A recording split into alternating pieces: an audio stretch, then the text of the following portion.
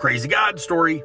Over the years, God has spoken to me in a variety of different ways about a whole bunch of different things. One time, he told me to give my guitar away. Another time, he told me to start a nonprofit mechanic company where my full-time job was fixing cars for broke people for free without ever asking anyone for money or getting a paycheck, as a way to share the love of God with people.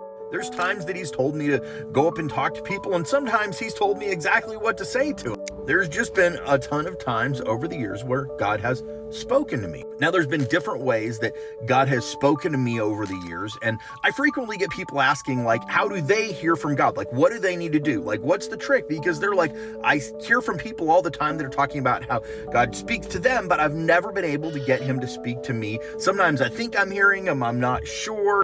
Now, when it comes to hearing from God, there's a few things that I think are really important for us to understand. First of all, you've got to understand that the primary way that God speaks to everybody is through his word.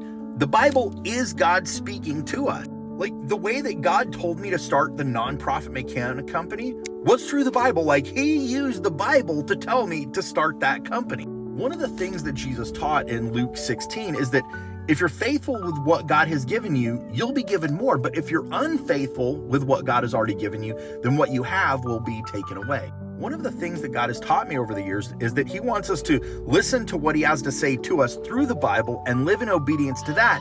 And if we do that, then he'll start speaking to us in other ways. And if you're not reading the Bible, then you're ignoring him. If you're not living in obedience to what he says in the Bible, then you're living in disobedience to him. If that's the way you've been living, he probably won't say anything else to you until you start obeying what he's already told you. God actually demonstrates that for us in the life of Abraham. God would show up and speak directly to Abraham, and then he wouldn't speak to Abraham again until Abraham obeyed what he had already told him. And then as soon as Abraham would obey what God told him, God would show up and speak to him again.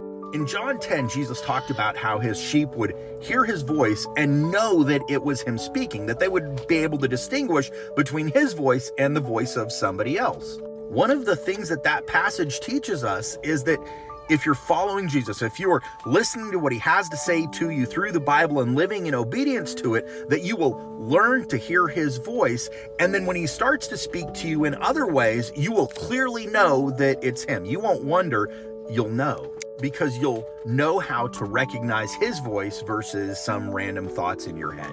So if you really want to hear from God, it starts with you surrendering your life to him and then listening to what he has to say to you through the Bible and living in obedience to it.